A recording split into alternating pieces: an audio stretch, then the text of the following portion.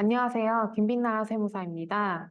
앞으로 총 10강 동안 수출입 사장님들의 사업자 등록증 발급부터 세금 신고, 공제 감면까지 살펴보도록 하겠습니다. 첫 번째 시간으로 사업자 등록증 발급입니다. 사업자 등록증을 보시면 일반 가세자, 상호, 성명, 개업 연월일, 사업장 소재지, 업태 종목 같이 표기되어 있는 사항들이 있는데요. 이것들은 다 사장님이 선택을 해주셔야 하는 사항들입니다. 하나씩 살펴보도록 하겠습니다. 첫 번째로는 법인 사업자로 할지 개인 사업자로 할지 선택을 해주셔야 되는데요. 법인 사업자와 개인 사업자의 장단점을 비교해 본 표인데요. 이 법인 사업자는 설립 등기를 먼저 하셔야 되고 설립 비용이 발생을 하게 됩니다. 그리고 법인 사업자가 벌어들인 소득은 이 개인 대표자의 것은 아니기 때문에 대표님이 돈을 인출해 가실 때 별도의 소득세 신고를 해주셔야 하는데요. 법인세율이 개인세율보다 좀 유리한 편이긴 하지만 법인에서 또 대표님이 돈을 빼갈 때 소득세가 발생하기 때문에 법인으로 더 절세를 하시려면 설계를 잘 해주셔야 합니다. 보통 온라인 쇼핑몰 사장님들의 경우에는 이 개인 사업자로 하셨다가 법인 규모가 커지면 법인으로 전환하시는 경우가 많으신데요.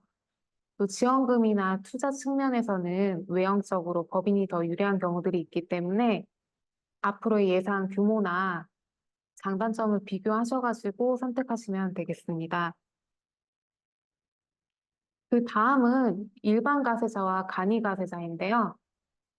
보통 환급 시에는 일반 가세자가 유리하기 때문에 일반 가세자를 선택을 해주시면 되는데 이 국내 온라인 쇼핑몰이랑 해외 온라인 쇼핑몰 둘 다 운영하시는 사장님들이 간혹 계신데요.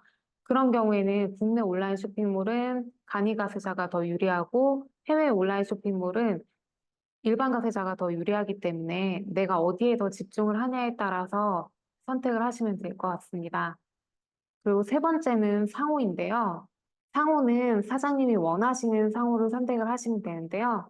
이 법인의 경우에는 같은 관할 등기소 내에 동일한 상호를 사용하지 못하도록 되어 있기 때문에 미리 검색을 하셔가지고 동일한 상호가 있는 경우에는 다른 상호를 선택을 하셔야 합니다.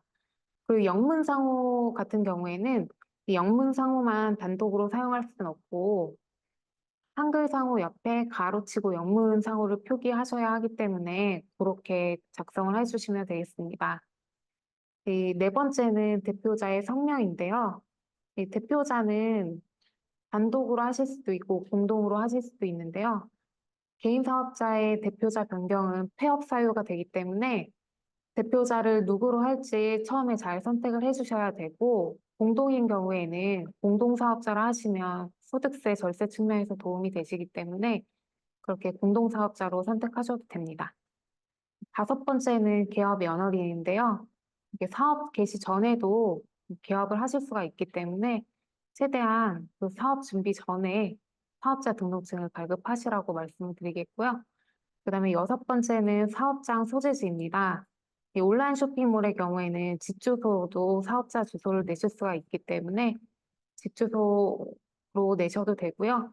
그리고 사업자 주소에 따라서 수도권 감일 역세권 내이냐 외이냐에 따라서 감면율이 좀 달라지기 때문에 그것도 고려하셔가지고 사업장 소재지를 선택하시면 되겠습니다. 일곱 번째로는 업종과 업태인데요. 전자선거래 코드는 보통 525101이어서 101, 525101 코드를 사용하시면 되고요. 내가 여기에 직수출 코드도 같이 사용하신다 하면은 부업으로 519112 코드를 사용하시면 되겠습니다. 자, 두 번째로 이제 사업자 등록 시기인데요. 사업자는 사업장마다 사업 개시일로부터 20일 이내에 사업장 관할 세무사장에게 사업자 등록을 신청해야 하는데요. 이 신규로 사업을 개시하고자 하는 자는 사업 개시 전이라도 등록을 할 수가 있습니다.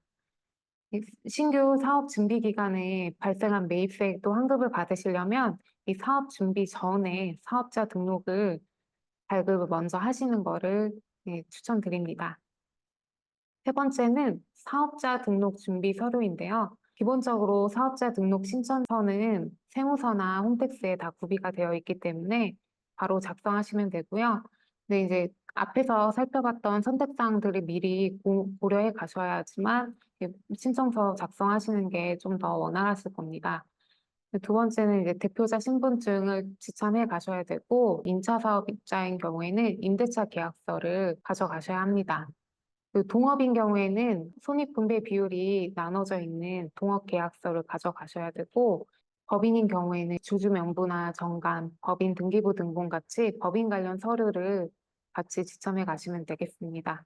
네 번째는 미등록 사업자에 대한 제재인데요.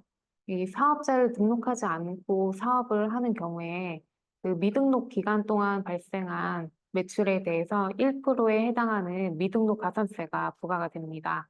그리고 이것보다 더 큰 불이익은 등록 전 매입세액이 불공제된다는 건데요. 이 사업자 등록 신청하기 전에 매입세액은 원칙적으로 공제가 되지 않습니다.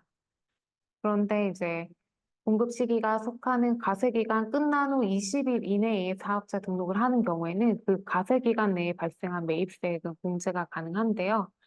예를 들어 일반 사업자가 1월 10일 날 상품을 매입하고, 그다음에 그 가세기간 1월 1일부터 6월 30일이 끝난 후에 7월 20일 이내에 사업자 등록을 하는 경우에는 이 가세기간 동안 발생한 매입세액은 다 공제가 가능합니다.